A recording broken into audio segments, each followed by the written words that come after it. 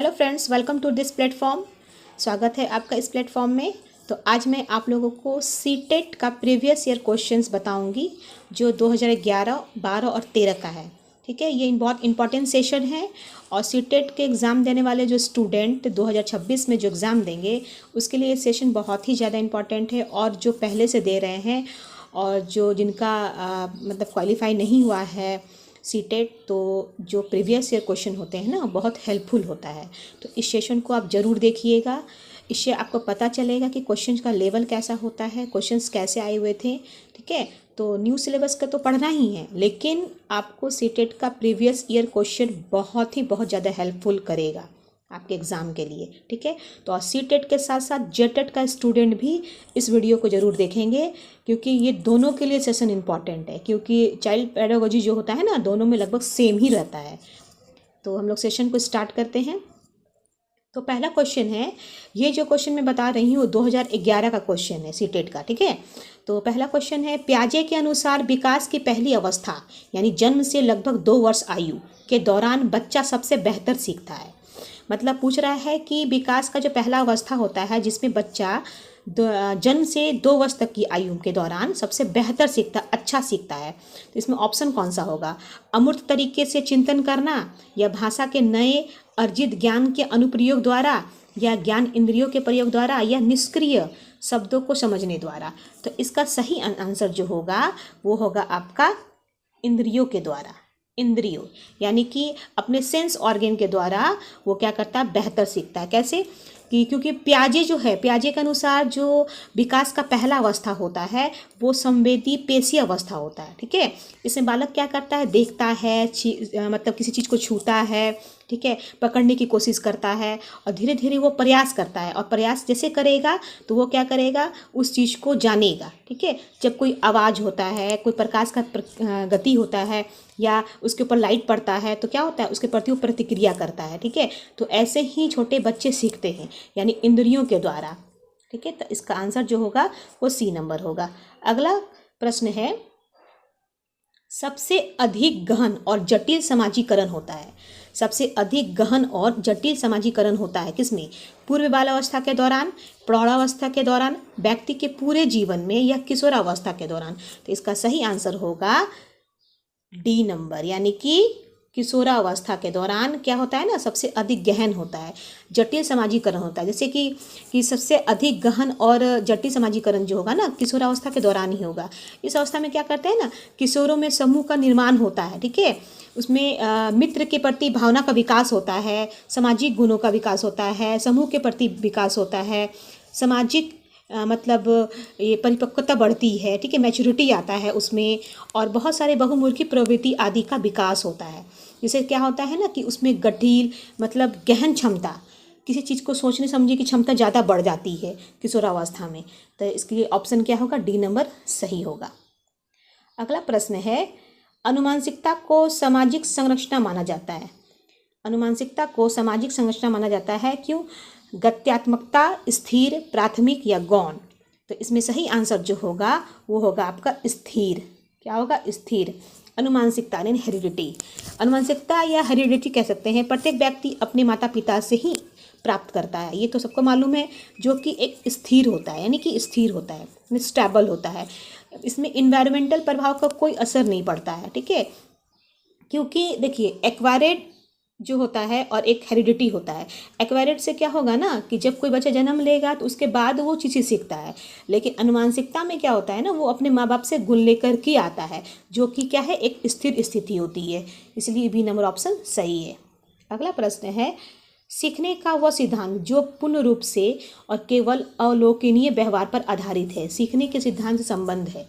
सीखने के सिद्धांत से कौन संबंध करता है? व्यवहारवादी, या रचनावादी, या संज्ञानवादी, या विकासवादी। तो इसका सही आंसर होगा संज्ञानवादी। सीखने के सिद्धांत पर संबंध, जैसे कि सीखने का वह सिद्धांत जो पूर्ण रूप से और केवल अलोकनीय व्यवहार पर आधारित है। सीखने का जो सिद्धांत होता है, जैसे कि मान लीजिए कि कोई संज्ञाकारी सिद्धांत के अनुसार कोई व्यक्ति मतलब उद्दीपक, यानी कि जैसे कि स्टिमुलाई, स्टिमुलाई के प्रति अपनी अनुक्रिया दिखाता है। किसी प्रकाश को देखता है तो उसकी आंखें झपक जाती है, ठीक है। जब किसी चीज़ को छूता है, सेंस ऑर्गन जैसे छूता है, टच करता है, तो उसको पता चलता है कि ठंडा है वस्तु की गर्म है वस्तु, ठीक है।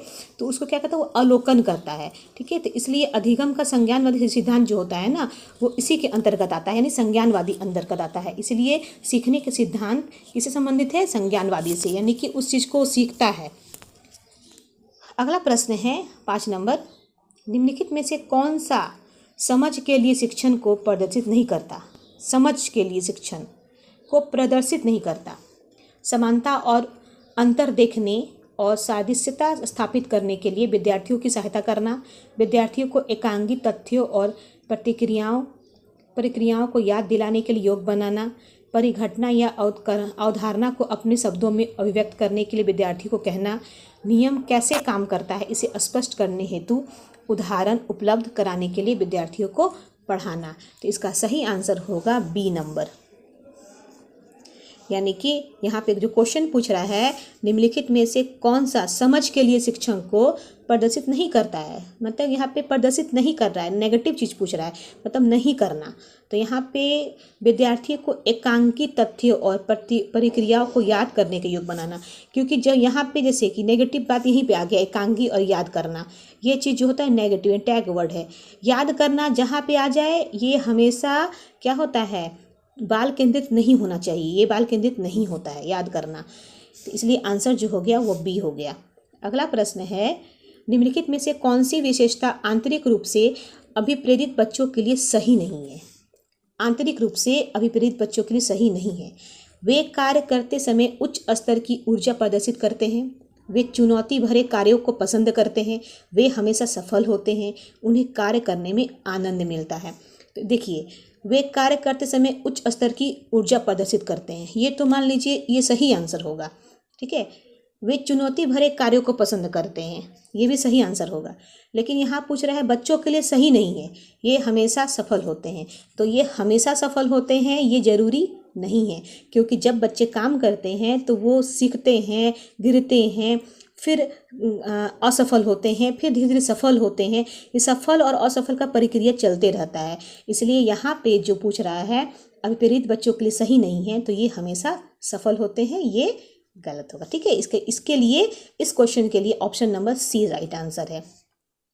अगला प्रश्न है, एक शिक्षिका अपनी कक्षा को प्रतिभाशाली बच्चों की योग्यता पोटेंशियल की उपलब्धि चाहती है। अपने उद्देश्य की प्राप्ति के लिए उसे निम्नलिखित में से क्या नहीं करना चाहिए। विशेष ध्यान के लिए उन्हें समकक्षियों से अलग करना, उनकी सृजनात्मक को समृद्ध करने के लिए उन्हें चुनौती देना, गैर शैक्षणिक गतिविधियों में आनंद लेना सिखाना, तनाव को नियंत्रित करना सिखाना। तो इसका जो सही आंसर होगा आपका, मान लीजिए एक शिक्षिका है, अपनी कक्षा में कोई भी प्रतिभाशाली बच्चा जो एक्टिव बच्चा है, ठीक है, तो वो उपलब्धि चाहती है उसके लिए, वो तो उसके लिए कौन से उद्देश्य के लिए, उद्देश्य को प्राप्ति करने के लिए उसमें क्या नहीं करना चाहिए उसे, मतलब अगर उससे उपलब्धि प्राप्त कराना है तो क्या नहीं करना चाहिए। तो इसका सही आंसर होगा, जैसे कि हम लोग पढ़ते हैं ऑप्शन, विशेष ध्यान के लिए उन्हें समकक्षियों से अलग करना। समकक्षियों से अलग करना, यहाँ पे जो ये जो अलग करना वर्ड आ गया, तो यही वाला आंसर जो होगा सही होगा, ए नंबर। और बी नंबर, सी नंबर और डी नंबर ये इसके लिए है, लेकिन यहाँ पे पूछ रहा है क्वेश्चन नहीं करना चाहिए। तो नहीं करना चाहिए मतलब विशेष ध्यान के लिए उन्हें समकक्षियों से अलग करना, मतलब स्टूडेंट को हम विशेष ध्यान देंगे, सारे स्टूडेंट छोड़ के हम किसी एक स्टूडेंट को ध्यान देंगे और उसे उससे अलग रखेंगे, तो ये गलत है, ठीक है। अगला प्रश्न है, छोटे शिक्षार्थियों में निम्नलिखित में से कौन सा लक्षण पठन कठिनाई का नहीं है। छोटे शिक्षार्थियों में निम्नलिखित में से कौन सा लक्षण पठन कठिनाई का नहीं है। शब्दों और विचारों को समझने में कठिनाई, सुसंगत वर्तनी में कठिनाई, वर्ण एवं शब्द पहचानने में कठिनाई, पठन गति और प्रवाह में कठिनाई। तो इसका सही आंसर होगा, हम लोग पढ़ते हैं, शब्दों और विचारों को समझने में कठिनाई, ठीक है। तो इसका सही आंसर होगा शब्दों और विचारों को समझने में कठिनाई, ठीक है। तो ए नंबर इसका सही आंसर है। अगला प्रश्न है, शिक्षार्थियों का आत्मनियम की ओर संकेत करता है। शिक्षार्थियों का आत्मनियम की ओर संकेत करता है क्या। विद्यार्थी निकाय द्वारा बनाए गए नियम विनिमय, स्व अनुशासन और नियंत्रण, अपने सीखने का स्वयं पर्यवेक्षण करने की उनकी योग्यता, विद्यार्थियों के व्यवहार के लिए विनिमय बनाना, तो इसका सही आंसर होगा ऑप्शन नंबर सी, अपने सीखने का स्वयं पर्यवेक्षण करने की उनकी योग्यता। मतलब अगला प्रश्न है 11 नंबर, सिद्धांत के रूप में रचनावाद सूचनाओं को याद करने और पुनर्स्मरण द्वारा जांच करने पर बल देता है। बी नंबर ऑप्शन है शिक्षक की प्रभुत्वशाली भूमिका पर बल देता है। सी नंबर है अनुकरण की भूमिका पर केंद्रित है। डी नंबर है दुनिया के बारे में अपना दृष्टिकोण निर्मित करने में शिक्षार्थी की भूमिका पर बल देता है। तो 11 नंबर का जो ऑप्शन होगा, ऑप्शन को देखते हुए डी नंबर आंसर सही है। दुनिया के बारे में अपना दृष्टिकोण निर्मित करने में शिक्षार्थी की भूमिका पर बल देता है। जैसे कि रचनावाद का जो सिद्धांत शिक्षार्थियों को दुनिया के बारे में सोच विचार पर अपना दृष्टिकोण निर्मित करने की भूमिका पर बल देता है, इसलिए सिद्धांत के रूप में रचनावाद का डी नंबर आंसर ऑप्शन सही होगा। अगला प्रश्न है 12 नंबर, सृजनात्मक शिक्षार्थी वह है जो परीक्षा में हर बार अच्छे अंक प्राप्त करने के योग्य है, पार्श्व लैटरल चिंतन और समस्या समाधान में अच्छा है, ड्राइंग और पेंटिंग में बहुत विलक्षण है, बहुत बुद्धिमान है। तो 12 नंबर का जो आंसर होगा वो बी नंबर, यानी कि पार्श्व चिंतन और समस्या समाधान में अच्छा है। सृजनात्मक शिक्षार्थी वह है, जैसे कि मान लीजिए सृजनात्मक शिक्षार्थी वह है जो पार्श्व चिंतन करता है, समस्या का समाधान निकालता है, इसलिए ऑप्शन नंबर बी सही आंसर है।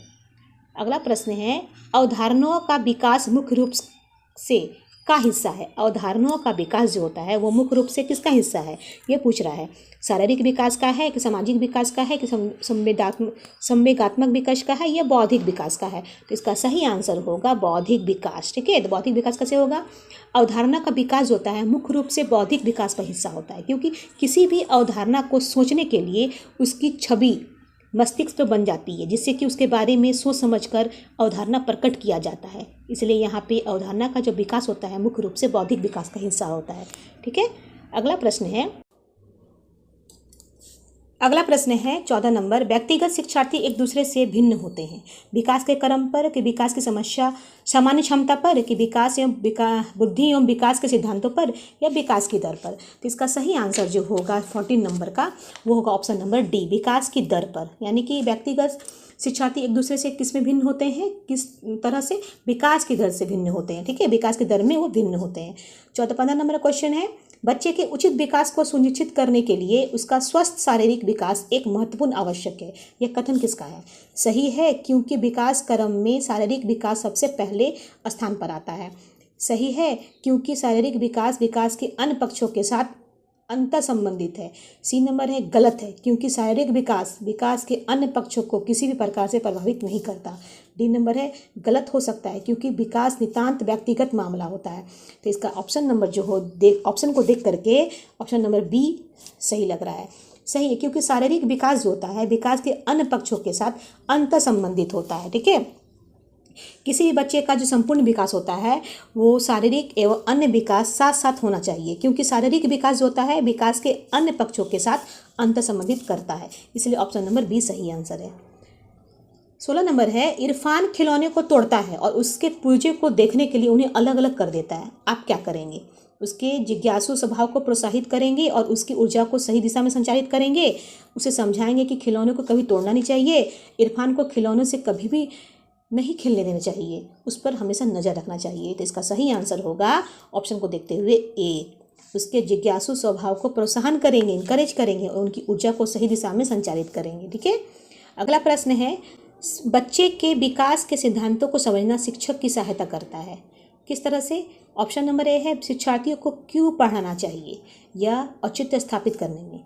बी नंबर है शिक्षार्थियों के भिन्न अधिगम शैलियों को प्रभावी रूप से संबोधित करने में, शिक्षार्थी के सामाजिक स्तर को पहचानने में, शिक्षार्थी की आर्थिक पृष्ठभूमि को पहचानने में। तो इसका सही आंसर ऑप्शन को देखते हुए बी लग रहा है, शिक्षार्थियों की भिन्न अधिगम शैली को प्रभावी रूप से संबोधित करने में, क्योंकि जो बच्चे होते हैं ना उसमें अलग अलग तरह की अधिगम शैलियाँ होती हैं, तो उसको क्या करना है, उसको प्रभावी बनाना है, प्रभावी बनाने के लिए संबोधित करना है। ठीक है, तो अगला प्रश्न है 18 नंबर, प्रत्येक शिक्षार्थी स्वयं में विशिष्ट है, इसका अर्थ है सभी शिक्षार्थियों के लिए एक समान पाठ्यचर्या संभव नहीं है, एक विषम रूपी कक्षा में शिक्षार्थियों की क्षमताओं को विकसित करना असंभव है, कोई भी दो शिक्षार्थी अपनी योग्यताओं, रुचियों और प्रतिभाओं में एक समान नहीं होते हैं, शिक्षार्थियों में न केवल कोई समान विशेषताएं होती हैं, ना ही उसके समान कोई लक्षण होते हैं। तो इसका सही आंसर होगा सी नंबर। कोई भी दो शिक्षार्थी अपनी योग्यता, रुचियों और प्रतिभाओं में एक समान नहीं होते हैं, क्योंकि कोई भी शिक्षार्थी जो होते हैं ना कि सबकी योग्यता एक जैसी नहीं होती है, किसी में रुचि एक जैसी नहीं होती है, ना ही प्रतिभा एक जैसी होती है। ठीक है, तो सी नंबर ऑप्शन सही है। अगला प्रश्न है, पुरुष स्त्रियों की अपेक्षा ज़्यादा बुद्धिमान होते हैं। यह कथन किसका है? लैंगिक पूर्वाग्रह को प्रदर्शित करता है, बुद्धि के भिन्न पक्षों के लिए जरूरी है, सही है, सही हो सकता है। इसका सही आंसर होता है ये ए नंबर, लैंगिक पूर्वाग्रह को प्रदर्शित करता है। यानी कि यहाँ बता रहा है कि स्त्री और पुरुष यानी मेल और फीमेल जो है किसमें ज़्यादा बुद्धि होता है, तो ये लैंगिक पूर्वाग्रह को प्रदर्शित करता है। ठीक है, अगला प्रश्न है 20 नंबर, क्रिस्टीना अपनी कक्षा को क्षेत्र भ्रमण पर ले जाती है और वापस आने पर अपने विद्यार्थियों के साथ भ्रमण पर चर्चा करती है। यह डैश की ओर संकेत करता है? आकलन के लिए सीखना, आकलन पर सीखना, या सीखने का आकलन, या सीखने के लिए आकलन। तो इसका सही आंसर जो होगा वो ऑप्शन नंबर सी होगा, सीखने का आकलन। यानी यहाँ पे क्रिस्टीना अपनी कक्षा में क्षेत्र भ्रमण पर ले आती है, ठीक है, अपनी कक्षा को, और वहाँ पे वापस आने पर विद्यार्थियों के साथ भ्रमण का चर्चा करती है और डिस्कस करती है कि आपने जो आप वहाँ गए तो वहाँ पे क्या क्या सीखा, ये सब चर्चा करती है। तो यहाँ पे क्या किसका आकलन हो रहा है? हमें सीखने का आकलन हो रहा है, यानी कि जहाँ पे गए तो वहाँ पे सीखा गया बहुत चीज़ बातों को, तो वो अपने बच्चों से पूछती है। ठीक है, अगला प्रश्न है, मानव विकास कुछ विशेष सिद्धांतों पर आधारित है, निम्नलिखित में से कौन सा मानव विकास का सिद्धांत नहीं है? मतलब यहाँ पूछ रहा है कौन सा मानव विकास का सिद्धांत नहीं है? सामान्य से विशिष्ट, प्रतिवर्ती, निरंतरता, या अनुक्रमिकता। ठीक है, तो इसका सही आंसर होगा ऑप्शन नंबर बी, प्रतिवर्ती। ठीक है, ऑप्शन नंबर बी। अगला प्रश्न है, निःशक्त बच्चों के लिए समेकित शिक्षा की केंद्रीय प्रायोजित योजना का उद्देश्य है। में निःशक्त बच्चे को शैक्षिक अवसर उपलब्ध कराना, मुक्त विद्यालयों, ब्लाइंड रिलीफ एसोसिएशन के विद्यालयों, नियमित विद्यालयों, विशेष विद्यालयों। तो यहाँ पूछ रहा है कि निःशक्त बच्चों के लिए समेकित शिक्षा की केंद्रीय प्रायोजित योजना का उद्देश्य क्या है? तो यहाँ पे जो ऑप्शन को देखते हुए लग रहा है नियमित विद्यालय। ठीक है, नियमित विद्यालयों का यहाँ पे लग रहा है, क्योंकि देखिए निःशक्त बच्चा जो होता है ना, उसके लिए समेकित शिक्षा का केंद्रीय प्रायोजित योजना का उद्देश्य होता है कि निःशक्त बच्चों को शिक्षा का अवसर उपलब्ध हो और वे नियमित विद्यालय जाएं। जो निःशक्त बच्चे होते हैं वो नियमित विद्यालय जाएं और नियमित विद्यालय जाकर के सीखें, इसलिए यहाँ पे नियमित विद्यालय वाला ऑप्शन सही है। अगला है, निम्नलिखित में से कौन सा कथन सीखने के बारे में सही है? सीखने के किसी भी चरण पर सीखना संवेगात्मक कारकों से प्रभावित नहीं होता। सीखना मूल रूप से मानसिक क्रिया है। बच्चे द्वारा की गई त्रुटियां यह संकेत करती है कि किसी तरह का सीखना नहीं हुआ। सीखना उस वातावरण में प्रभावी होता है जो संवेगात्मक रूप से सकारात्मक हो और शिक्षार्थियों को संतुष्ट करने वाला हो। तो इसका सही आंसर होगा ऑप्शन को देखते हुए डी नंबर, क्योंकि सीखना उस वातावरण में प्रभावी होता है जो संवेगात्मक रूप से सकारात्मक हो यानी पॉजिटिव हो और शिक्षार्थियों को संतुष्ट करने वाला हो। ठीक है, जैसे कि मान लें सीखना जो होता है वो वातावरण को प्रभावित करता है, ये हम लोग वाली जान रहे हैं, और जो संवेगात्मक रूप से सकारात्मक होना चाहिए, पॉजिटिव होना चाहिए, और शिक्षार्थी को क्या करना चाहिए, उससे संतुष्ट होना चाहिए, क्योंकि ये इससे वातावरण प्रभावित होता है। ठीक है, अगला प्रश्न है 24 नंबर, मूल्यांकन का मुख्य उद्देश्य होना चाहिए। यह निर्णय लेने का क्या विद्यार्थी को अगली कक्षा में प्रोन्नत किया जाना चाहिए? सीखने में होने वाले कमियों का निदान और उपचार करना, शिक्षार्थियों की त्रुटियां निकालना, या शिक्षार्थियों की उपलब्धियों को मापना। तो इसका सही आंसर जो होगा आपका ऑप्शन नंबर बी, सीखने में होने वाली कमियों का निदान और उपचार करना। मान लीजिए हम मूल्यांकन कर रहे हैं, तो मूल्यांकन का मतलब ये नहीं होता है कि हम त्रुटि निकालेंगे या उसकी उपलब्धि, उसका जो मतलब जो बच्चे होनहार हैं, जो होनहार नहीं है, उसकी उपलब्धियों को मेजरमेंट करेंगे, या उसको अगली कक्षा में जाने के लिए प्रोन्नत कर देंगे, प्रमोट कर देंगे। तो यहाँ पे जो मूल्यांकन का मेन उद्देश्य होता है ना कि बच्चों में जो सीखने की कमियां होता है उसको निदान करना, उसको उपचार करना। ठीक है, तो ऑप्शन नंबर बी सही है। मूल्यांकन का मुख्य उद्देश्य वही सेम है। अगला प्रश्न है, शिक्षार्थी जो पहले सीख चुके हैं उसकी पुनरावृत्ति और प्रत्यास्मरण में शिक्षार्थियों की मदद करना महत्वपूर्ण है, क्योंकि पूर्व पाठों को दोहराने का यह एक प्रभावी तरीका है। यह शिक्षार्थियों की स्मृति को बढ़ाता है और जिससे सीखना सुदृढ़ होता है। उसके बाद ऑप्शन नंबर, इसका ऑप्शन, अगला प्रश्न है सृजनात्मक उत्तरों के लिए आवश्यक है। सृजनात्मक उत्तरों के लिए आवश्यक है मुक्त उत्तर वाले प्रश्न, एक अत्यंत अनुशासित कक्षा, प्रत्यक्ष शिक्षण एवं प्रत्यक्ष प्रश्न, विषय वस्तु पर आधारित प्रश्न। तो यहाँ पे पूछ रहा है सृजनात्मक उत्तरों के लिए आवश्यक। चारों में से ऑप्शन जो होगा आपका, यहाँ पे ऑप्शन को देखते हुए ए नंबर सही लग रहा है। मुक्त उत्तर वाले प्रश्न, मुक्त उत्तर वाले प्रश्न वो कैसे, जैसे कि देखिए यहाँ बता रहा है कि मुक्त उत्तर वाले प्रश्न कैसे होते हैं। सृजनात्मक का तात्पर्य नवीन विचारों से होता है, यानी नए नए विचारों से। नवीन विचार स्वतंत्रता के वातावरण में ही आते हैं। सृजनात्मक उत्तर के लिए आवश्यक है कि छात्रों में मुक्त उत्तर वाले प्रश्न पूछे जाएं ताकि बालक स्वतंत्रतापूर्वक उस विचारों को अपनी आयामों के थ्रू समावेश कर सके और उस प्रश्न का हल कर सके। ठीक है, इसलिए ऑप्शन नंबर ए सही है। 27 नंबर है शिक्षार्थियों को डैश के लिए प्रोत्साहित नहीं करना चाहिए। अधिक से अधिक पाठ्य सहगामी क्रियाओं में हिस्सा लेने, शिक्षक जो पूछ सकते हैं उन सही प्रश्नों के उत्तर याद करने, कक्षा के अंदर और बाहर अधिक से अधिक प्रश्न पूछने, समूह कार्य में दूसरे शिक्षार्थियों के साथ सक्रिय रूप से अंतःक्रिया करना। यहाँ पूछ रहा है शिक्षार्थियों के लिए प्रोत्साहित नहीं करना चाहिए, नहीं वाला है। तो नहीं वाला जो होता है यहाँ पे ऑप्शन देख के ही उत्तर याद करना। ठीक है, ये वाला नेगेटिव को बता रहा है, यानी option number B right answer, यानी शिक्षक जो पूछ सकते हैं उन सभी प्रश्नों के उत्तर याद करते हैं। ठीक है, ये गलत होगा। 28 नंबर है निम्नलिखित में से कौन सा रचनात्मक आकलन के लिए उचित उपकरण नहीं है। सत्र परीक्षा, प्रश्नोत्तरी और खेल, दत्त कार्य, मौखिक प्रश्न। इसका सही आंसर होगा आपका बी नंबर, प्रश्नोत्तरी और खेल। निम्नलिखित में से कौन सा रचनात्मक आकलन के लिए उचित उपकरण नहीं है।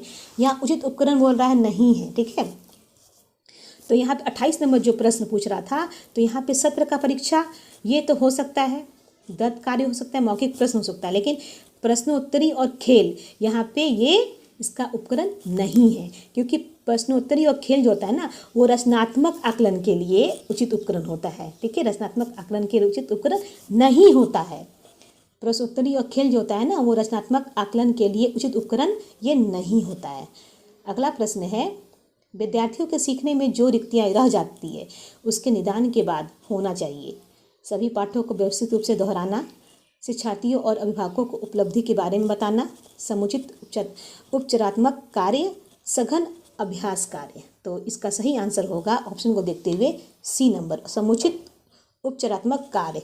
जैसे कि विद्यार्थी के सीखने में जो भी रिक्तियाँ रह जाती है ना उसके निदान के बाद उसमें सुधार होना चाहिए। ठीक है, ताकि सुधार होगा तो वो कार्य को अच्छे से कर सकेगा।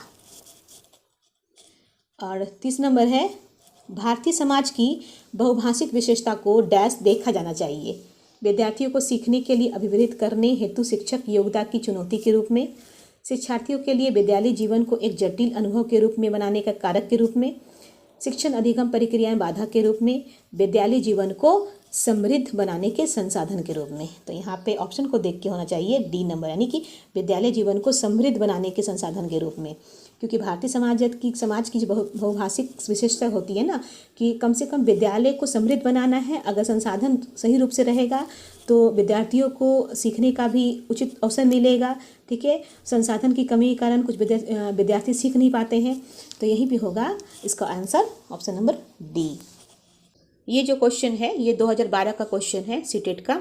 तो हम लोग पढ़ेंगे एक नंबर, अभिप्रेरणा के सिद्धांतों के अनुसार एक शिक्षक डैश के द्वारा सीखने को संवर्धित कर सकता है।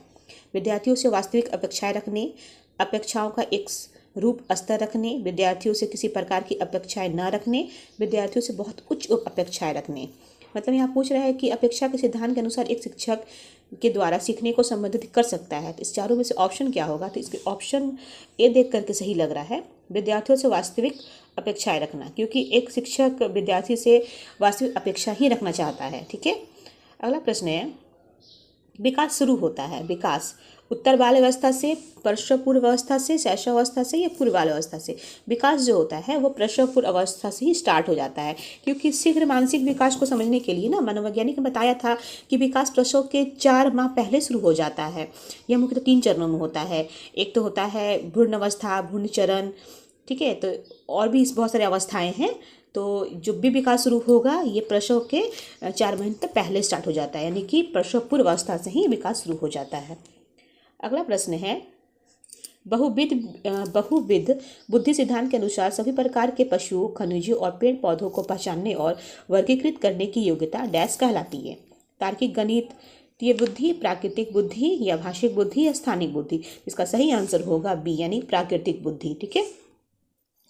अगला प्रश्न है, अधिकांश व्यक्तियों की बुद्धि औसत होती है, बहुत कम लोग प्रतिभा संपन्न होते हैं और बहुत कम व्यक्ति मंद बुद्धि के होते हैं। यह कथन डैश के प्रतिस्थापित सिद्धांत पर आधारित है। बुद्धि और जातीय विभिन्नताओं, बुद्धि के वितरण, बुद्धि की वृद्धि, बुद्धि और लैंगिक विभिन्नता। तो इसका सही आंसर होगा बी नंबर, बुद्धि के वितरण।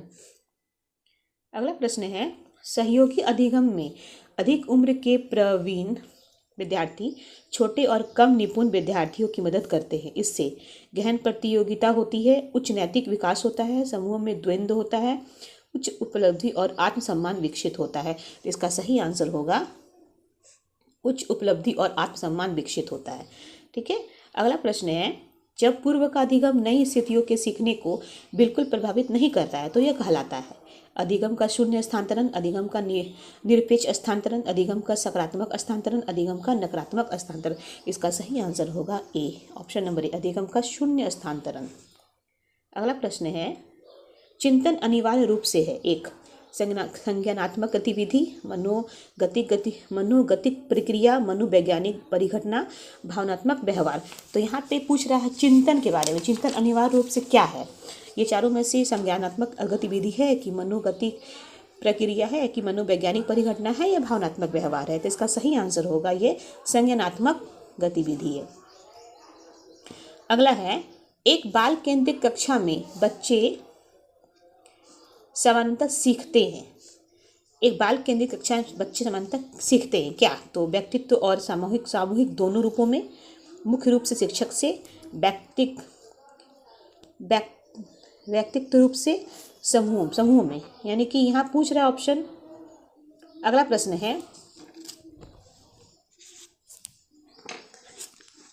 है, एक बाल केंद्रित कक्षा में बच्चे समानता सीखते हैं।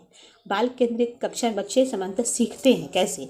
व्यक्तित्व और सामूहिक दोनों रूप में, मुख्य रूप से शिक्षक से, व्यक्तिगत रूप से या समूह में। तो इसका सही आंसर होगा व्यक्तित्व और समूह दोनों में, यानी व्यक्तिगत रूप से भी सीखते हैं और सामूहिक ग्रुप बना के भी सीखते हैं बच्चे बाल केंद्रित कक्षा में।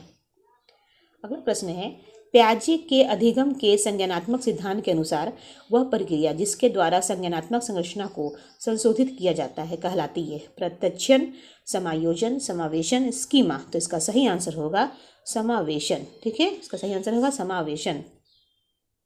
अगला प्रश्न है,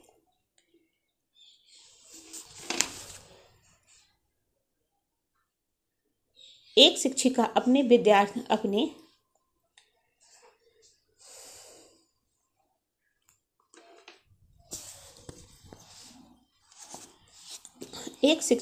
अपने शिक्षार्थियों की सदैव इस रूप में सहायता करती है कि वे एक विशेष क्षेत्र से प्राप्त ज्ञान को दूसरे विशेष क्षेत्र के ज्ञान के साथ जोड़ सके। इससे डैश को बढ़ावा मिलता है, पूर्ण वर्णन को, ज्ञान के सहसंबंध एवं अंतरण को, व्यक्तित्व भिन्नताओं को या शिक्षार्थी स्वायत्तता को। तो इसका सही आंसर होगा बी नंबर, ज्ञान के सहसंबंध एवं अंतरण को। जब किसी एक विषय के ज्ञान को किसी दूसरे विषय के ज्ञान के साथ जोड़ा जाता है तो इससे ज्ञान का सहसंबंध होता है, ठीक है, और उसका अंतरण को भी हम बढ़ा सकते हैं। इसका सही आंसर होगा ऑप्शन नंबर बी। मुख्य रूप से संबंधित है मॉडलिंग, अनुकरण, अभिसारी चिंतन या अपसारी चिंतन। तो इसका सही आंसर होगा ऑप्शन नंबर डी, यानी कि अपसारी चिंतन। अगला प्रश्न है, जब एक विद्यार्थी मेडिकल कॉलेज में दाखिला लेने के लिए कठिन परिश्रम करता है ताकि वह प्रवेश परीक्षा में उत्तीर्ण हो सके, यह विद्यार्थी रूप से विपरीत होता है, व्यक्तिगत, आनुभाविक, आंतरिक या बाहरी। तो स्वाभाविक सी बात है कि कोई विद्यार्थी अगर मेडिकल कॉलेज में एडमिशन लेगा, दाखिला लेना पड़ता है, तो उसे बहुत मेहनत करना पड़ता है, परिश्रम करना पड़ता है, और ताकि वे परीक्षा में क्या कर सके, उत्तीर्ण कर सके। और उससे क्या होता है, वो विद्यार्थी बाहरी रूप से अभिप्रेरित होता है। बाहरी रूप से क्या होता है, बाहरी रूप से अभिप्रेरित होता है। इसका आंसर होगा डी नंबर ऑप्शन, यानी बाहरी। 13 नंबर है, व्यवहार का करना पक्ष में आता है। व्यवहार का करना पक्ष में आता है। सीखने के गति क्षेत्र, सीखने के मनोवैज्ञानिक क्षेत्र, सीखने के संज्ञानात्मक क्षेत्र, सीखने के भावनात्मक क्षेत्र। तो इसका सही आंसर होगा ऑप्शन नंबर ए, सीखने के गति क्षेत्र। ठीक है। अगला प्रश्न है, विज्ञान एवं कला प्रदर्शनियाँ, संगीत एवं नृत्य प्रस्तुतियाँ तथा विद्यालय पत्रिका निकालने के लिए है। शिक्षार्थियों को सृजनात्मक मार्ग उपलब्ध कराने, विभिन्न व्यवसायों के लिए विभिन्न विद्यार्थियों को प्रशिक्षित करने, विद्यालय का नाम रोशन करने, अभिभावकों को संतुष्ट करने। इसका सही आंसर होगा शिक्षार्थियों को सृजनात्मक मार्ग उपलब्ध कराने। जैसे कि यहाँ बोला गया है कि विज्ञान एवं कला जो होता है, प्रदर्शनियाँ, संगीत और नृत्य प्रस्तुति जो होता है, विद्यालय पत्रिका निकालना शिक्षार्थियों को क्या करता है, सृजनात्मक मार्ग की ओर उपलब्ध कराने के लिए होता है। ठीक है। तो इसका सही आंसर ए नंबर होगा। ये अगला है, एक शिक्षिका अपने शिक्षार्थियों के अनेक तरह की सामूहिक गतिविधियों में व्यस्त रखती है, जैसे कि समूह चर्चा, समूह परियोजनाएं, भूमिका निर्वाह आदि। यह सीखने के किस आयाम को उजागर करता है? सामाजिक गतिविधियों के रूप में अधिगम, या मनोरंजन द्वारा अधिगम, या भाषा निर्देशित अधिगम, या प्रतियोगिता आधारित अधिगम। इसका सही आंसर होगा ऑप्शन नंबर ए, सामाजिक गतिविधि के रूप में अधिगम। ठीक है। अगला प्रश्न है, जब एक शिक्षिका दृष्टिबाधित शिक्षार्थी को कक्षा के अन्य शिक्षार्थियों के साथ सामूहिक गतिविधियों में शामिल करती है, तो वो कक्षा के लिए सीखने हेतु बाधाएं उत्पन्न कर रही है, समावेशी शिक्षा की भावना के अनुसार कार्य कर रही है, सभी शिक्षार्थियों में दृष्टिबाधित शिक्षार्थी के प्रति सहानुभूति विकसित करने में मदद कर रही है, या दृष्टिबाधित शिक्षार्थी पर संभवतः तनाव बढ़ा रही है। तो इसका सही आंसर जो होगा वो ऑप्शन नंबर होगा बी, समावेशी शिक्षा की भावना के अनुसार कार्य कर रही है। ठीक है। अब अगला प्रश्न है, एक शिक्षिका अपने शिक्षण में दृश्य श्रव्य सामग्रियों और शारीरिक गतिविधियों का प्रयोग करती है, क्योंकि वे शिक्षक को आराम देते हैं, वे प्रभावी आकलन को सुगम बनाते हैं, वे शिक्षार्थियों को वैविध्य उपलब्ध कराते हैं, इनमें अधिकतम इंद्रियों का उपयोग सीखने को संवर्धित करता है। तो इसका सही आंसर जो होगा ऑप्शन नंबर होता है डी, ऑप्शन नंबर डी में होगा, इनमें अधिकतम इंद्रियों का उपयोग सीखने को संवर्धित करता है। ठीक है। अगला है, कोहलवर्ग के अनुसार सही और गलत के प्रश्न के बारे में निर्णय लेने में शामिल चिंतन प्रक्रिया को कहा जाता है। सहयोग की नैतिकता, नैतिक तर्कना, नैतिक यथार्थवाद, नैतिक दुविधा। तो इसका सही आंसर होगा ऑप्शन नंबर सी, नैतिक यथार्थवाद। ठीक है।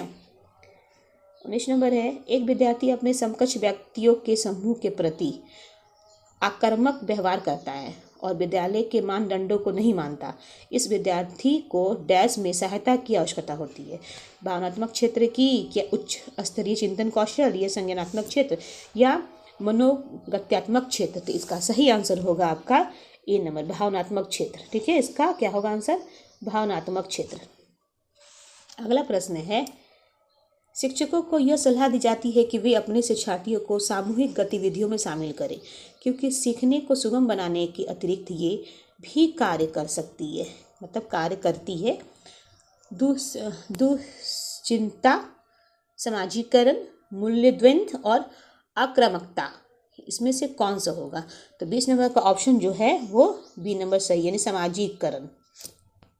अगला प्रश्न है, समावेशी शिक्षा उस विद्यालय शिक्षा व्यवस्था की ओर संकेत करती है जो विशेष आवश्यकता वाले बच्चों को विशेष विद्यालयों के माध्यम से शिक्षा देने को प्रोत्साहित करती है, केवल बालिका शिक्षा को बढ़ावा देने की आवश्यकता पर बल देती है, जो सभी निरयोग्य बच्चों को शामिल करती है, जो उनकी शारीरिक, बौद्धिक, सामाजिक, भाषिक या अन्य विभिन्न योग्यता स्थितियों को ध्यान में रखे बगैर बच्चों को शामिल करती है। तो इसका सही आंसर होगा डी नंबर, यानी कि जो उनकी शारीरिक, बौद्धिक, सामाजिक, भाषिक, अन्य विभिन्न योग्यता स्थिति को ध्यान रखते हुए बगैर बच्चे को शामिल करती है, यानी इसमें कोई भी में क्या होगा, भेदभाव नहीं होगा। निम्नलिखित में से कौन सा मुख्य रूप से अनुवांशिकता संबंधी कारक है? आंखों का रंग, सामाजिक गतिविधियों में भागीदारिता, समकक्ष व्यक्तियों के समूह के प्रति अभिवृत्ति, उसके बाद है यहाँ पे चिंतन पैटर्न, तो इसका सही आंसर होगा आँखों का रंग। आँखों का रंग जो होता है वो खास करके हेरिडिटी होता है, यानी हेरिडिटी से संबंध रखता है, आनुवंशिकता से संबंध रखता है, ठीक है, जेनेटिक्स से। शिक्षकों को अपने विद्यार्थियों की त्रुटियां का अध्ययन करना चाहिए क्योंकि वे प्राय डैश की ओर संकेत करती है। योग्यताओं के अनुसार समूह बनाने हेतु दिशा निर्देश, भिन्न प्रकार के पाठ्यचर्चा की आवश्यकता, उनके ज्ञान की सीमा, आवश्यक उपचारात्मक मतलब युक्तियाँ। तो इसका सही आंसर होगा ऑप्शन नंबर डी, आवश्यक उपचारात्मक युक्तियाँ, ठीक है। अगला प्रश्न है, सीमा हर पाठ को बहुत जल्दी सीख लेती है जबकि लीना उसे सीखने में ज़्यादा समय लेती है। यह विकास के सिद्धांत को दर्शाता है। व्यक्तिगत भिन्नता या अंतर्संबंध या निरंतरता, ये समान से विशिष्ट की ओर। तो इसका सही आंसर होगा आपका व्यक्तिगत भिन्नता, क्योंकि देखिए सीमा जो है बहुत जल्दी सीख जा रही है और जबकि लीना क्या है, सीखने में ज़्यादा समय लगा रही है। तो इसका जो सिद्धांत होता है विकास का सिद्धांत, इसमें व्यक्तिगत भिन्नता आती है, ठीक है। अगला है, निम्नलिखित में से डैश के अतिरिक्त सभी वातावरणीय कारक विकास को आकार देते हैं।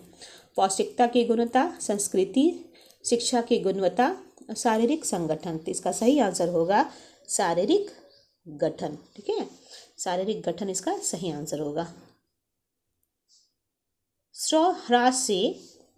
श्रवण ह्रास से ग्रसित बच्चे कक्षा में किस सबसे मुख्य नैराश्य कुंठा का सामना करते हैं? दूसरों के साथ संप्रेषण करने तथा सूचनाओं को बांटने में अक्षमता, दूसरे विद्यार्थियों के साथ परीक्षा देने में अक्षमता, प्रस्तावित पाठ्य पुस्तक को पढ़ने की अक्षमता, खेलकूद में भागीदारिता निभाने की अक्षमता। इसका सही आंसर जो होगा वो होगा ए नंबर, दूसरों के साथ संप्रेषण करने तथा सूचनाओं को बांटने में क्षमता। मतलब श्रवण क्या होता है ना, श्रवण हास में ग्रसित बच्चे जो होता है कक्षा में सबसे मुख्य नैराश्य कारण होता है कि दूसरों के साथ क्या करना है, वो संप्रेषण करना और सूचनाओं को बांटने का अक्षमता का सामना करना, ठीक है।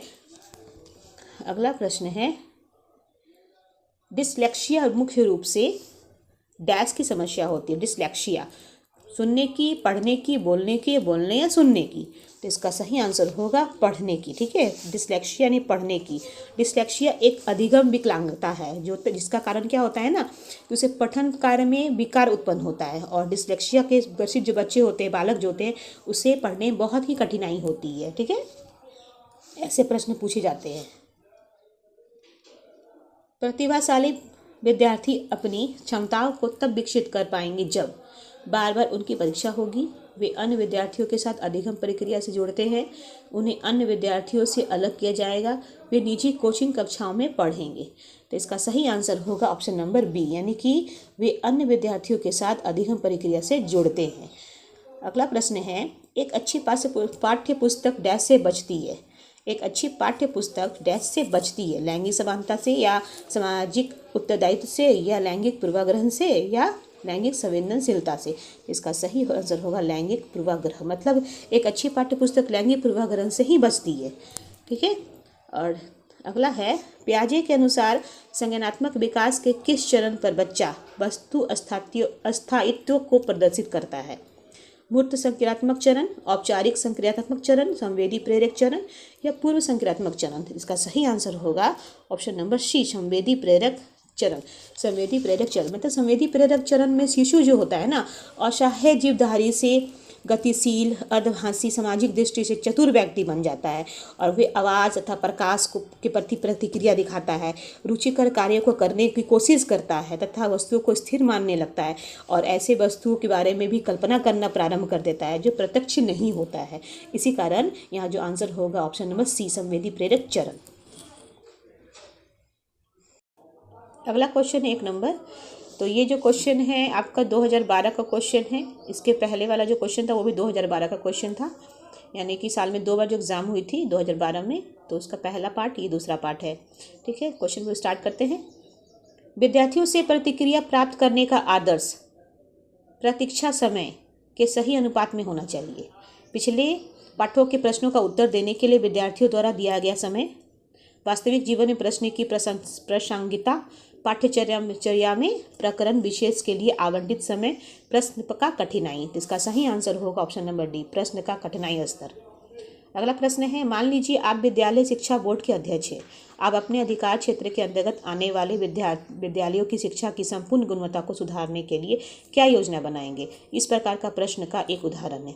निम्न स्तरीय अभिसारी, निम्न स्तरीय अपसारी, उच्च स्तरीय अभिसारी, उच्च स्तरीय अपसारी। तो इसका सही आंसर होगा डी नंबर, उच्च स्तरीय अपसारी। मतलब विद्यालय शिक्षा बोर्ड का अध्यक्ष होने के नाते हमें एक उच्च स्तरीय अपसारी चिंतन की आवश्यकता होती है, ताकि अपने अधिकार क्षेत्र के अधीन आने वाले विद्यालयों की शिक्षा का संपूर्ण गुणवत्ता का हम लोग सुधारने का प्रयास करें। ठीक है। अगला प्रश्न है, सीखने डैश आकलन और अनुदेशन के बीच डैश के दृढ़ीकरण द्वारा सीखने को प्रभावित करता है। का अंतर, का भिन्नता, के लिए संबंधों, के लिए अंतर। तो सीखने का अंतर, सीखने, यहाँ पे ऑप्शन नंबर सी, सीखने के लिए, ऑप्शन नंबर सी सही लग रहा है। सीखने के लिए आकलन और अनुदेशन के बीच संबंधों, यानी संबंधों के दृढ़ीकरण द्वारा सीखने को प्रभावित करता है। ठीक है, ऑप्शन नंबर सी सही है। अगला प्रश्न है, आंतरिक रूप से अभिप्रेरित विद्यार्थी का बाहरी रूप से अभिप्रेरित विद्यार्थी की तुलना में अभिप्रेरणा स्तर कम होता है। के लिए औपचारिक शिक्षा की आवश्यकता नहीं है। के लिए पुरस्कार की बिल्कुल भी आवश्यकता नहीं है। के लिए बाहरी पुरस्कार उसकी अभिप्रेरणा को बनाए रखने के पर्याप्त नहीं है। तो इसका सही आंसर जो होगा वो होगा डी नंबर, यानी कि आंतरिक रूप से अभिप्रेरित विद्यार्थी के लिए बाहरी पुरस्कार उसकी अभिप्रेरणा को बनाए रखने का पर्याप्त नहीं होता है। ठीक है। अगला प्रश्न है, सतत और व्यापक मूल्यांकन की योजना में व्यापक शब्द डैश के अलावा निम्नलिखित के द्वारा समर्थित किया जाता है।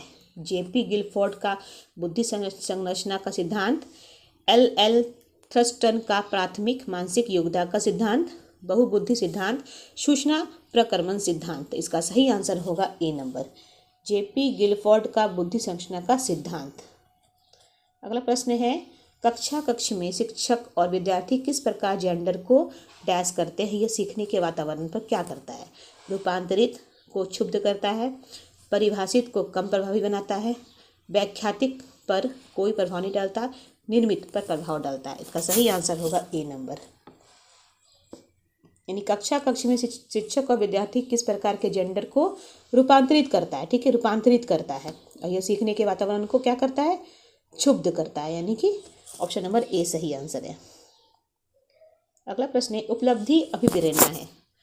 सफलता एवं असफलता को समान रूप से स्वीकारने की तत्परता, बिना विचारे जल्दबाजी में कार्य करने की प्रवृत्ति, चुनौतीपूर्ण कार्य करने पर डटे रहने की प्रवृत्ति, और सफलता से बचने की प्रवृत्ति। तो यहाँ पे अगला जो प्रश्न पूछ रहा है, ये चारों में ऑप्शन कौन सा सही है? तो इसका सही आंसर होगा आपका सी नंबर, चुनौतीपूर्ण कार्य करने पर डटे रहने की प्रवृत्ति।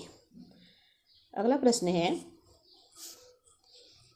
विज्ञान के प्रयोगों में सामान्यतः लड़के उपकरणों का नियंत्रण अपने हाथों में लेते हैं और लड़कियों से आंकड़ों का रिकॉर्ड करने तथा बर्तनों को धोने के लिए कहते हैं। यह प्रवृत्ति यह दर्शाती है कि पुरुष और स्त्री की रूढ़िवादी भूमिकाएं विद्यालय से भी होती है। लड़के उपकरणों को ज़्यादा कुशलता से संभाल सकते हैं क्योंकि वे उस प्रकार के कार्य करने में प्राकृतिक रूप से सक्षम हैं। लड़कियां नाजुक होने के कारण ऐसे काम करना पसंद करती हैं जिनमें ऊर्जा की खपत कम होती है। लड़कियां बेहतरीन अवलोकनकर्ता होती और बिना किसी गलती के आंकड़ों पर रिकॉर्ड रखती है। तो इसका सही आंसर होगा आपका ए नंबर।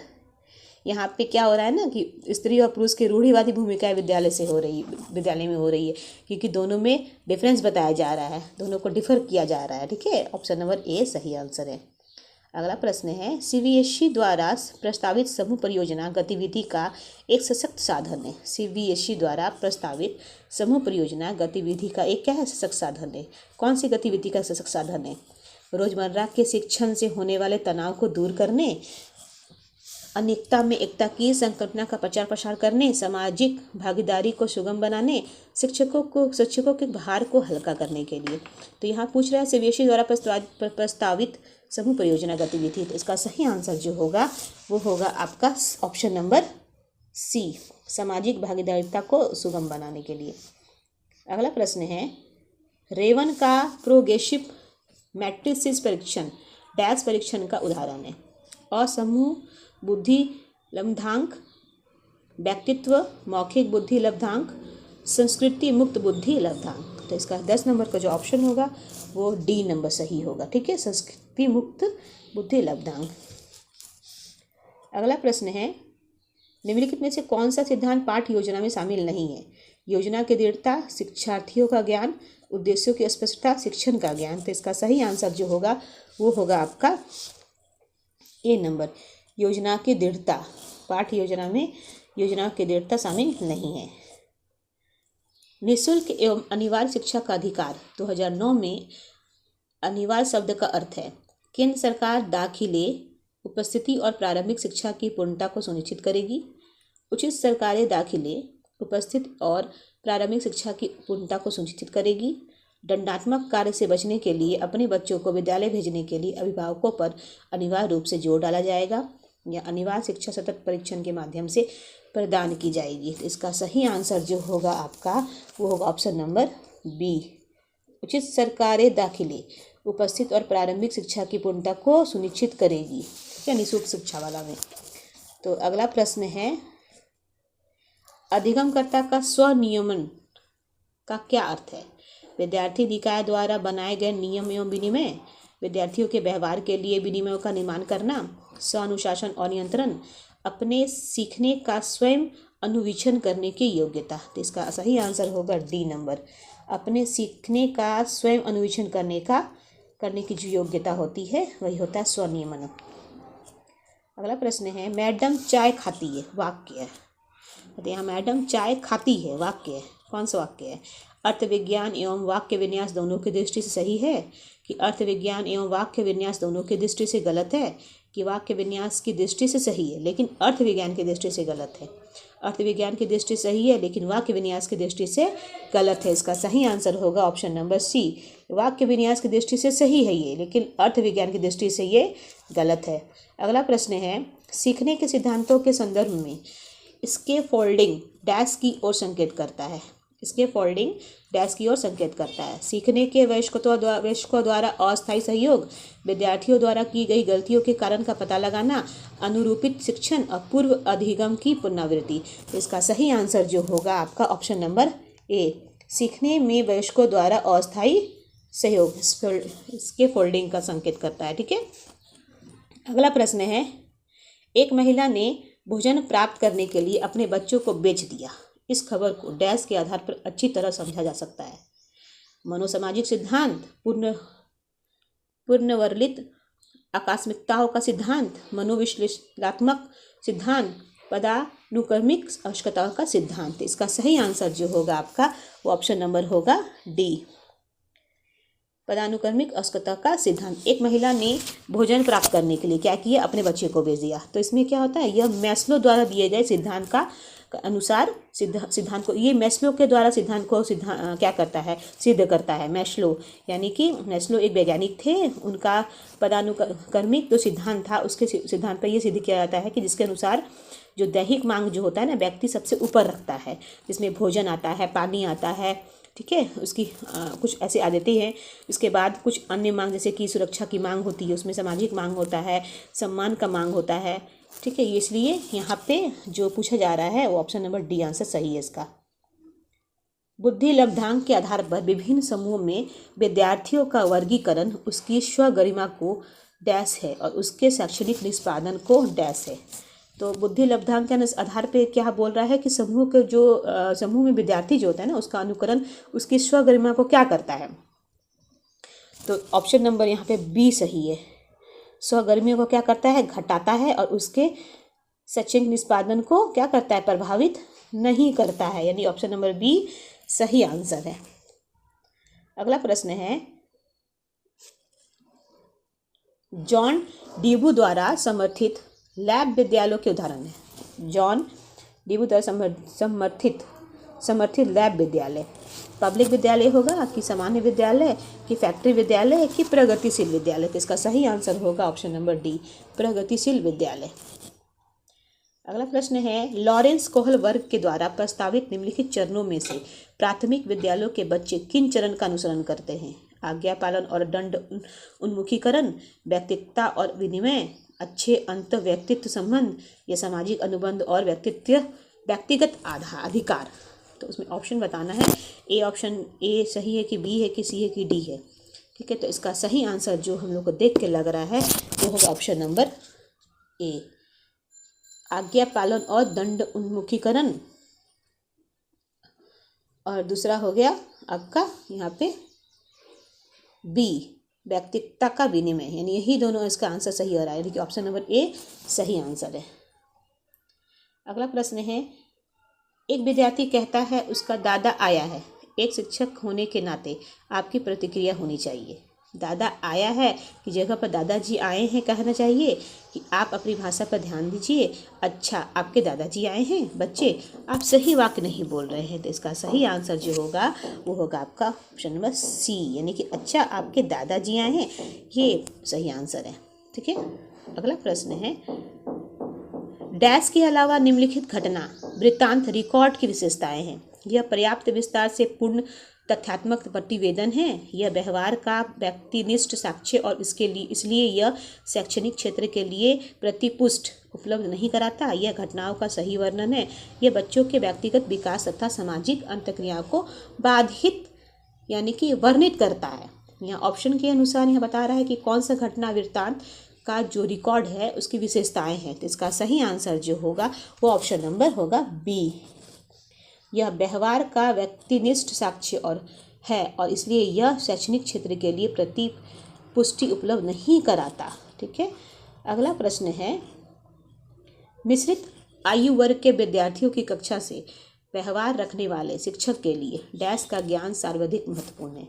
उनके अभिभावकों का व्यवसाय, सामाजिक आर्थिक पृष्ठभूमि, सांस्कृतिक पृष्ठभूमि, विकासात्मक अवस्था। इसका सही आंसर होगा ऑप्शन नंबर डी, विकासात्मक अवस्था। ठीक है, अगला प्रश्न है, प्रतिभाशाली बच्चे बिना किसी की सहायता के अपने सामर्थ्य का पूर्ण विकास करते हैं।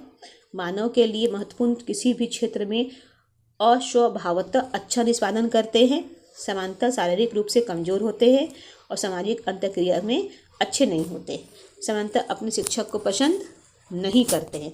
इसका सही आंसर होगा बिना किसी सहायता के अपने सामर्थ्य का पूर्ण विकास करना। मतलब एक प्रतिभाशाली बच्चे पर यही होता है कि बिना किसी का हेल्प लिए अपने सामर्थ्य का पूर्ण विकास करना। ठीक है, तो ऑप्शन नंबर ए सही है। अगला प्रश्न है, संकल्पनाओं की व्यवस्थित प्रस्तुति विकास के निम्नलिखित किन सिद्धांतों के साथ संबंधित हो सकता है। विकास के परिणाम स्वरूप वृद्धि होती है, विकास विषम जातीयता के स्वायत्तता की ओर अग्रसर होता है, विद्यार्थी भिन्न दरों पर विकसित होता है, विकास सापेक्ष रूप से क्रमिक होता है। तो इसमें ऑप्शन के अनुसार बताना है आपको कि यहाँ पे जो संकल्पनाओं की व्यवस्थित प्रस्तुति होती है विकास का, तो किन सिद्धांत पर संबंधित होता है। तो इसका देख करके सिद्धांत लग रहा है, इसका डी नंबर ऑप्शन सही है, विकास सापेक्ष रूप से क्रमिक होता है। क्या होता है, विकास सापेक्ष रूप से क्रमिक होता है। ठीक है, ऑप्शन नंबर डी बिल्कुल सही है। अगला प्रश्न है, शिक्षा का अधिकार अधिनियम 2009 के क्रियान्वयन के बाद कक्षा कक्ष अभी प्रभावित है, क्योंकि शिक्षा का अधिकार विद्यालय में कक्षा की औसत आयु को प्रभावित नहीं करता। जेंडर के अनुसार अधिक समजातीय है, आयु के अनुसार अधिक समजातीय है, आयु के अनुसार अधिक विषम जातीय है। तो इसका सही आंसर होगा ऑप्शन नंबर सी, आयु के अनुसार अधिक समजातीय है। ठीक है, अगला प्रश्न है, बाल केंद्रित शिक्षा का समर्थन निम्नलिखित में से किस विचारक द्वारा किया गया है। यानी कि बाल केंद्रित शिक्षा का समर्थन किस विचारक द्वारा किया गया है, एरिक एरिकसन या चार्ल्स डार्विन या B.F. स्किनर या जॉन डेवी। तो इसका सही आंसर जो होगा आपका डी नंबर आंसर सही है, जॉन डेवी के द्वारा। अगला प्रश्न है, प्रतिभाशाली बच्चे के संदर्भ में संवर्धन का अर्थ है ऐसे विद्यार्थियों को वर्तमान स्तर ग्रेड को छोड़कर अगले उच्च ग्रेड में प्रोन्नत करना, आकलन की प्रक्रिया का संवर्धन करना, शैक्षणिक गतिविधियों के संपादन में संवर्धन करना, शैक्षणिक गतिविधियों के संपादन की गति की ओर बढ़ना। इसका सही आंसर जो होगा वो ऑप्शन नंबर ए होगा, ऐसे विद्यार्थियों को वर्तमान स्तर या ग्रेड स्तर को छोड़कर अगले उच्च ग्रेड में प्रोन्नत करना। ऑप्शन नंबर ए बिल्कुल सही है। अगला प्रश्न है, एकल अभिभावक वाले बच्चे को पढ़ाते समय शिक्षक को एकल अभिभावक वाले बच्चे को पढ़ाते समय शिक्षक को स्थिर और एक रूप वातावरण उपलब्ध कराना चाहिए। इस तथ्य को अनदेखा करना चाहिए कि ऐसे बच्चे के साथ अन्य बच्चों के समान व्यवहार करना चाहिए। इस प्रकार के बच्चे के साथ भिन्न प्रकार के व्यवहार करना चाहिए। ऐसे बच्चे को कम गृह कार्य देना चाहिए। तो इसका सही आंसर होगा ऑप्शन नंबर बी। इस तथ्य को अनदेखा करना चाहिए कि ऐसे बच्चे के साथ अन्य बच्चों के समान व्यवहार करना चाहिए। ठीक है, तो यहाँ बोला एकल बच्चा, एकल अभिभावक वाले बच्चे को पढ़ाते समय शिक्षक को इस तथ्य को अनदेखा करना चाहिए और ऐसे बच्चों के साथ समान व्यवहार करना चाहिए, क्योंकि एकल जो होता है ना अभिभावक का, उसकी योग्यता, क्षमता, बुद्धि पर कोई प्रभाव नहीं पड़ता है। इसलिए ऑप्शन नंबर बी सही है। प्रतिभाशाली विद्यार्थियों के लिए निम्नलिखित में से कौन सी गतिविधि सर्वाधिक उपयुक्त है?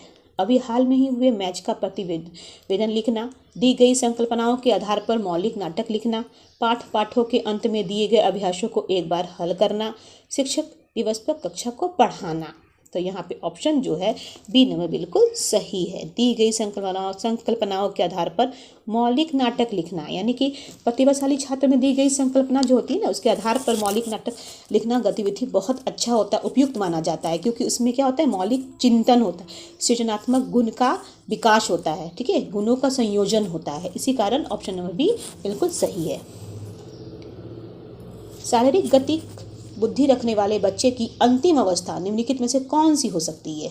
शल्य चिकित्सक, कवि, वाचक और राजनीतिक नेता। तो इसका सही आंसर होगा ऑप्शन नंबर ए, शल्य चिकित्सक। मतलब कि शरीर का जो गतिक वृद्धि होता है ना, उसका तात्पर्य होता है कि शारीरिक गति पर नियंत्रण करना, उन्हें प्रवीणता लाना की क्षमता होती है। इसलिए इस प्रकार की जो बुद्धि होती रखने वाले बच्चे जो होते हैं ना, वो अंतिम अवस्था तक शल्य चिकित्सक हो सकते हैं। इसीलिए इसका ऑप्शन जो है ए नंबर बिल्कुल सही है। सांस्कृतिक तथा भाषिक रूप से वैविध्यपूर्ण कक्षा में यह निश्चित करने से पहले कि शिक्षार्थी विशिष्ट शिक्षा वर्ग में आता है या नहीं, एक शिक्षक को करना चाहिए। और क्षमता स्थापित करने से पहले शिक्षार्थी की मातृभाषा का मूल्यांकन करना चाहिए कि पारंगत मनोवैज्ञानिक का उपयोग करना चाहिए, या वातावरणीय कारकों को अप्रभावी बनाने के लिए बच्चों को अलग कर देना चाहिए। माता पिता को इसमें सम्मिलित नहीं करना चाहिए, क्योंकि उसके पास अनिवार्य अपना कार्य होता है, उसके पास क्या होता है, अपना कार्य होता है। तो ये इसका ऑप्शन देखते हुए ऑप्शन नंबर ए सही है। और क्षमता स्थापित करने से पहले शिक्षार्थी की मातृभाषा का मूल्यांकन करना चाहिए। अगला प्रश्न है 2 नंबर। निम्नलिखित में से डैश के अतिरिक्त सभी के कारण अधिगम अक्षमता उत्पन्न हो सकती है? जन्म से पहले माँ द्वारा मदिरा सेवन, मंद बुद्धिता, शैशव काल के समय दिमागी बुखार, शिक्षक की शिक्षण शैली। तो इसका सही आंसर जो होगा ऑप्शन नंबर डी, शिक्षक की शिक्षण शैली। अगला प्रश्न है, एक समावेशी विद्यालय के अतिरिक्त निम्नलिखित प्रश्नों पर मनन करता है? क्या हम अधिगम योग्य परिवेश की योजना बनाने और उसे प्रदान करने के लिए समूह में कार्य करते हैं? क्या हम विशेष बालक को बेहतर देखभाल उपलब्ध कराने के लिए उचित तरीकों से उन्हें अलग करते हैं? क्या हम शिक्षार्थियों की विविध आवश्यकताओं को पूरा करने के लिए युक्तियाँ अपनाते हैं? क्या हम यह विश्वास करते हैं कि सभी शिक्षार्थी सीख सकते हैं? तो इसका सही आंसर जो होगा ऑप्शन नंबर बी, क्या हम विशेष बालक को बेहतर देखभाल उपलब्ध कराने के लिए उचित तरीके से उन्हें अलग करते हैं। ठीक है, एक समावेशी विद्यालय के लिए है ये। अगला प्रश्न है प्रतिभाशाली शिक्षार्थी हैं अभिसारी चिंतक, बहिर्मुखी, बहुत परिश्रमी, अभिसारी चिंतक। इसका सही आंसर होगा अभिसारी चिंतक, ऑप्शन नंबर ए। अगला प्रश्न है छायांकित क्षेत्र समान वितरण में उन शिक्षार्थियों को प्रदर्शित करता है जो डैश में आते हैं। यहाँ पे 3 दिया हुआ है राउंड डाउन करके। एक में दिया है उच्च प्रेरणा, दूसरा में उच्च सृजनात्मकता, तीसरा है उच्च बौद्धिकता। तो यहाँ पे पूछ रहा है कि उन शिक्षार्थियों को प्रदर्शित करता है जो छायांकित क्षेत्र समान वितरण में आते हैं। तो इसका सही आंसर जो होगा ऑप्शन नंबर बी, यानी कि 3 सिग्मा के बाद, 3 सिग्मा के बाद। ठीक है, यहाँ पे जो क्वेश्चन का बताया गया है यहाँ होगा 3 सिग्मा, यानी ये जो साइन जो है वो सिग्मा का साइन है, ये सिग्मा का साइन, सिग्मा है ये, सिग्मा। ठीक है, अगला प्रश्न है दिए गए वाक्य को पूरा करने के लिए निम्नलिखित में से कौन सा युग्म सर्वाधिक उच्च विकल्प होगा? जब बच्चे उन गतिविधियों में शामिल होते हैं जो डैश होती है तब वे जल्दी डैश करते हैं। केवल उनके कक्षा कार्य से संबंधित प्रत्यास्मरण, सांस्कृतिक रूप से निष्पक्षीय स्मरण, वास्तविक जीवन में उपयोगी सीखा, कक्षा कक्ष में उपयोगी या विश्व स्मरण। तो इसका सही आंसर होगा सी नंबर, वास्तविक जीवन में उपयोगी सीखा। ठीक है, सी नंबर ऑप्शन सही है। 7 नंबर है सीबीएसई शिक्षार्थियों के लिए व्यक्तिगत गतिविधियों के स्थान पर सामूहिक गतिविधियों की प्रस्तुति करती है। ऐसा करने के पीछे विचार हो सकता है। प्रत्येक शिक्षार्थी के स्थान पर समूह में अवलोकन द्वारा शिक्षक के कार्य को सरल बनाने के लिए विद्यालयों के पास उपलब्ध समय को प्रासंगिक बनाना, जबकि उनमें से अधिकांश के पास व्यक्तिगत गतिविधियों के लिए पर्याप्त समय नहीं होता है। तीसरा है गतिविधि की ढांचागत लागत को कम करना, व्यक्तिगत प्रतिस्पर्धा के प्रति नकारात्मक संवेगात्मक प्रतिक्रियाओं से उबारना जो संपूर्ण अधिगम पर सामान्यीकृत हो सकती है। तो ऑप्शन नंबर जो आपका 7 है, तो उसका सही आंसर होगा आपका 7 का सही आंसर ऑप्शन नंबर डी, व्यक्तिगत प्रतिस्पर्धा के प्रति नकारात्मक संवेगात्मक प्रतिक्रिया को उबारना जो संपूर्ण अधिगम पर सामान्यीकृत हो सकती है। ठीक है, तो अगला प्रश्न है, जब फिल्मों में दिखाए गए हिंसात्मक व्यवहार को सीख सकते हैं, बच्चे फिल्मों में दिखाए गए हिंसात्मक व्यवहार को सीख सकते हैं, तो यह निष्कर्ष निम्नलिखित में से किस मनोवैज्ञानिक द्वारा दिए गए कार्य पर आधारित हो सकता है? जेबी वाटसन, अल्बर्ट बंडूरा या जीन पियाजे या एल्बर्ट एल थॉर्नडाइक। इसका सही आंसर होगा आपका एल्बर्ट बंडूरा। ठीक है, अगला प्रश्न है, शिक्षार्थी फैशन शो को देखकर मॉडल्स का अनुकरण करने की कोशिश करते हैं। इस प्रकार के अनुकरण को डैश कहा जाता है? गौण अनुकरण, सामाजिक अनुकरण या सामान्यीकरण या प्राथमिक अनुकरण। इसका सही आंसर होगा सामाजिक अधिगम। ठीक है, अगला प्रश्न है, यदि शिक्षार्थी पाठ के दौरान लगातार गलतियां करते हैं तो शिक्षक को पाठ को कुछ समय के लिए छोड़ देना चाहिए और कुछ समय के बाद वापस जाना चाहिए। गलतियां करने वाले शिक्षार्थी की पहचान करनी चाहिए और उनके बारे में प्राचार्य से बात करनी चाहिए। सी नंबर है गलतियां करने वाले शिक्षार्थियों को कक्षा कक्ष से बाहर खड़ा कर देना चाहिए, या डी नंबर है अनुदेशन कार्य समय सारणी अथवा बैठने में व्यवस्था करना चाहिए। इसका सही आंसर होगा आपका ऑप्शन नंबर डी, यानी अनुदेशन कार्य समय सारणी अथवा बैठने की व्यवस्था में सुधार करना चाहिए। ठीक है, अगला प्रश्न है, डैश के अतिरिक्त निम्नलिखित कुछ तकनीकें हैं जो परीक्षा के कारण होने वाली चिंता को दूर करती है? परिणाम के बारे में बहुत अधिक सोचना, समर्थन प्राप्त करना, विशिष्टताओं पर बल देना, प्रश्न पत्र की संरचना पैटर्न से परिचित कराना। तो इसका सही आंसर होगा ए नंबर ऑप्शन, परिणाम के बारे में बहुत अधिक सोचना। अगला प्रश्न है, ब्लूम की टैक्सोनॉमी डैश की पदानुक्रमिक व्यवस्था है? पाठ्यचर्या संबंधित घोषणाओं, पठन कौशल या संज्ञानात्मक उद्देश्य या उपलब्धि लक्ष्य। तो इसका सही आंसर होगा ऑप्शन नंबर सी, संज्ञानात्मक उद्देश्य। ठीक है, अगला प्रश्न है, अ ब स 3 शिक्षार्थी हैं, ठीक है, जो अंग्रेजी पढ़ते हैं। अ को यह विषय रोचक लगता है और वह सोचता है कि वह उसके भविष्य में सहायक होगा। और बी जो है अंग्रेजी इसलिए पढ़ती है क्योंकि वह कक्षा में पहला स्थान प्राप्त करना चाहती है। और जो स है अंग्रेजी विषय इसलिए पढ़ता है क्योंकि उसका प्राथमिक सरोकार उत्तीर्ण होने वाले ग्रेड्स प्राप्त करना है। अ ब स के उद्देश्य क्रमशः है निष्पादन, ऑप्शन नंबर ए है निष्पादन उपेक्षा या निपुणता, बी है निष्पादन उपेक्षा या निपुणता या निष्पादन, सी नंबर है निष्पादन उपेक्षा या निष्पादन, और डी नंबर है निपुणता और निष्पादन या निष्पादन उपेक्षा। तो 13 नंबर का जो ऑप्शन देख के सही लग रहा है आंसर डी नंबर सही है, निपुणता, निष्पादन और निष्पादन अपेक्षा। अगला प्रश्न है, हालांकि यह स्पष्ट रूप से उसकी सुरक्षा आवश्यकताओं के उल्लंघन में था, कैप्टन विक्रम बत्रा अपने देश को बचाने के दौरान कारगिल युद्ध में मारे गए। संभवतः उन्हें डैश था थी, आत्मसिद्धि की प्राप्ति थी, या अपने अपनत्व संबंधी आवश्यकता की उपेक्षा थी, या अपने परिवार के नाम की ख्याति प्राप्ति थी, या नवीन अनुभव की प्राप्ति की इच्छा थी। जिसका सही आंसर होगा ऑप्शन नंबर ए, आत्मसिद्धि की प्राप्ति थी, आत्मसिद्धि की प्राप्ति थी। 14 नंबर। अगला प्रश्न है, प्रतिक्रिया का विलोप होना निम्नलिखित में से किसके बाद अधिक कठिन है? प्रतिक्रिया का जो विलोप होना निम्नलिखित में से किसके बाद अधिक कठिन है? निरंतर पुनर्वनन या दंड?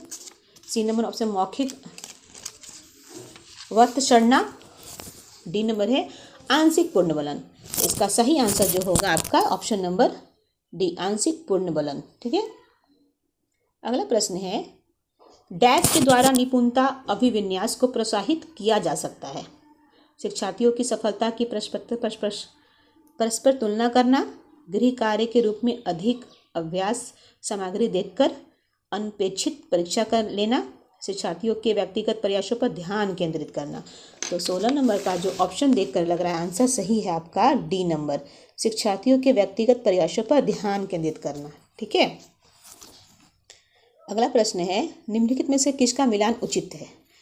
संज्ञानात्मक विकास परिपक्वता, सामाजिक विकास वातावरण, संवेदनात्मक विकास परिपक्वता, शारीरिक विकास वातावरण। इसका सही आंसर जो होगा ऑप्शन नंबर बी, सामाजिक विकास जो होता है ना वो वातावरण से होता है। सामाजिक विकास किससे होता है? यहाँ पे वातावरण। ठीक है। अगला प्रश्न है 18 नंबर, डैश के अतिरिक्त निम्नलिखित सभी तथ्य संकेत करते हैं कि बच्चा कक्ष में संवेगात्मक और सामाजिक रूप से समायोजित है। चुनौतीपूर्ण कार्यों पर ध्यान केंद्रित करना और उन्हें दृढ़तापूर्वक करते रहना, क्रोध तथा हर्ष दोनों को प्रभावी रूप से प्रबंधित करना, हम उम्र साथियों के साथ प्रतियोगिता पर दृढ़तापूर्वक ध्यान केंद्रित करना, हम उम्र साथियों के साथ मधुर संबंधों का विकास करना। तो इसका ऑप्शन नंबर सी सही है, हम उम्र साथियों के साथ प्रतियोगिता पर दृढ़तापूर्वक ध्यान केंद्रित करना। ठीक है। अगला प्रश्न है, निम्न में से कौन सा कथन बच्चे के विकास में परिवेश की भूमिका का समर्थन करता है? पिछली कुछ दशावधियों में बुद्धि लब्धांक परीक्षा में शिक्षार्थियों के औसत प्रदर्शन में लगातार वृद्धि हुई। एक समान जुड़वा बच्चे जिनका लालन पालन भिन्न घरों में हुआ है उनकी बुद्धि लब्धि 0.75 के समान उच्च है। शारीरिक रूप से स्वस्थ बच्चे अक्सर नैतिक रूप से अच्छे पाए जाते हैं। कुछ शिक्षार्थी सूचनाओं का जल्दी प्रक्रमण करते हैं जबकि उसी कक्षा के अन्य विद्यार्थी ऐसा नहीं करते हैं। इसका 19 नंबर का जो सही आंसर होगा वो होगा ऑप्शन नंबर ए, पिछली कुछ दशावधि में बुद्धि लब्धांक परीक्षा में शिक्षार्थियों की औसत प्रदर्शन लगातार क्या हुई है? वृद्धि हुई है। अगला प्रश्न है, समाजीकरण में सम्मिलित है सांस्कृतिक संचरण और डैश। व्यक्तिगत व्यक्तित्व विकास, बच्चों को लेवलों में समायोजित करना, संवेगात्मक समर्थन उपलब्ध कराना, विद्रोही को निरुत्साहित करना। इसका सही आंसर जो होगा आपका वो ऑप्शन नंबर ए होगा, व्यक्तिगत व्यक्तित्व विकास। ठीक है। अगला प्रश्न है, एक शिक्षिका 2 एक समान गिलासों को प्रदर्शित करती है जो जूस के समान मात्रा से भरे हुए हैं। वह उन्हें 2 भिन्न गिलासों में खाली करती है जिनमें से एक लंबा और दूसरा चौड़ा है। वो बच्चों को उस गिलास की पहचान करने के लिए कहती है जिसमें जूस ज़्यादा है। बच्चे प्रत्युत्तर देते हैं कि लंबे गिलास में जूस ज़्यादा है। शिक्षिका के बच्चों को डैश कठिनाई है। शिक्षिका के बच्चों को डैश कठिनाई, किस में कठिनाई है? अहम केंद्रितता पे या विकेंद्रीकरण पे या पलटावी पे या समायोजन पे। तो इसका सही आंसर जो होगा आपका 21 नंबर का वो होगा आपका ऑप्शन नंबर सी, पलटावी पर। ठीक है। अगला प्रश्न है, कर्नेल सिंह कानूनी कार्रवाई तथा खर्च के बावजूद आयकर नहीं देते। वे सोचते हैं कि वे एक भ्रष्ट सरकार को समर्थन नहीं दे सकते जो अनावश्यक बांधों के निर्माण पर लाखों रुपए खर्च करती है। वे संभवतः कोहल वर्ग के नैतिक विकास की किस अवस्था में है? पश्चिम परंपरागत, पूर्व परंपरागत या परंपरागत या पर परंपरागत। इसका सही आंसर होगा ऑप्शन नंबर ए, पश्चिम परंपरागत। अगला प्रश्न है, जो बुद्धि सिद्धांत में सम्मिलित मानसिक प्रक्रियाओं और बुद्धि द्वारा लाए जा सकने वाले विविध रूप जैसे एक सृजनात्मक बुद्धि को शामिल करता है वह है अस्टनवर्ग का बुद्धिमत्ता का त्रितंत्र सिद्धांत, बुद्धि का सावेट सिद्धांत, थ्रस्टन की प्राथमिक मानसिक योग्यता, स्पीयरमैन का जी कारक। ठीक है। स्पीयरमैन का क्या बोल रहा है यहाँ पे? जी कारक। तो इसका सही आंसर होगा ऑप्शन नंबर ए, स्टर्नबर्ग का बुद्धिमत्ता का त्रितंत्र सिद्धांत। क्योंकि स्टर्नबर्ग का बुद्धि के त्रितंत्र सिद्धांत के अनुसार तीनों प्रकार का जो बुद्धि है, अर्थात सद्भावनात्मक बुद्धि, अनुभवनात्मक बुद्धि और घटकीय बुद्धि परस्पर एक दूसरे को क्या करते हैं, तालमेल बना कर रखते हैं, समन्वय स्थापित करते हैं। सफल बुद्धि वाले व्यक्ति की जो समस्या होती है, वो नियंत्रणहीन होने के पूर्व से ही उस कार्य को समाधान योजना के लिए तैयार रहता है। मान लीजिए जो व्यक्ति सफल बुद्धि वाले होते हैं, तो अगर उसको मतलब वो किसी काम में नियंत्रणहीन है, तो पूर्व से ही उसके कारक का उसका जो उसको सॉल्यूशन निकालना है, उस पूर्व से उसको इस चीज़ का ज्ञान रहता है कि अगर हम उस चीज़ को कर नहीं पा रहे हैं तो उसका सॉल्यूशन कैसे निकलेगा। तो स्टर्नबर्ग का बुद्धिमत्ता का त्रितंत्र सिद्धांत यही है। अगला है, निम्नलिखित में से कौन सी बहुबुद्धि सिद्धांत की आलोचना है। बहुबुद्धि शिक्षार्थियों को अपने रुझान को खोजने में मदद उपलब्ध कराती है। यह व्यवहारिक बुद्धि पर आवश्यकताओं से अधिक बल देती है। यह अनुभाविक साक्ष्यों को बिल्कुल भी समर्थ नहीं दे सकता। बहुबुद्धि केवल प्रतिभाएं हैं जो पूर्ण रूप में से बुद्धि में विद्वान रहती है। तो इसका सही आंसर जो होगा ये ऑप्शन नंबर आपका डी सही है। बहुबुद्धि केवल प्रतिभाएं हैं जो पूर्ण रूप से बुद्धि में विद्वान रहती है। ऑप्शन नंबर डी बिल्कुल राइट आंसर। अगला प्रश्न है, निम्नलिखित में से कौन से युग्म के सही होने की संभावना सबसे कम है। भाषा और विचार प्रारंभ में दो भिन्न गतिविधियां हैं। बैदगोस्सी भाषा विचार पर आधारित है। पियाजे भाषा वातावरण में एक उद्दीपक है। B.F. स्किनर या बच्चे भाषा के बारे में निश्चित ज्ञान के साथ प्रवेश करते हैं। तो इसका सही आंसर जो होगा सी, भाषा वातावरण में एक उद्दीपक है। B.F. स्किनर। यहाँ पे है कि B.F. स्किनर ने अधिगम के लिए क्या प्रस्तुत अनुबंधन सिद्धांत दिया था। ठीक है, इसके अनुसार भाषा वातावरण में एक उद्दीपक है जिसके प्रति मनुष्य प्रतिक्रिया या अनुक्रिया करता है।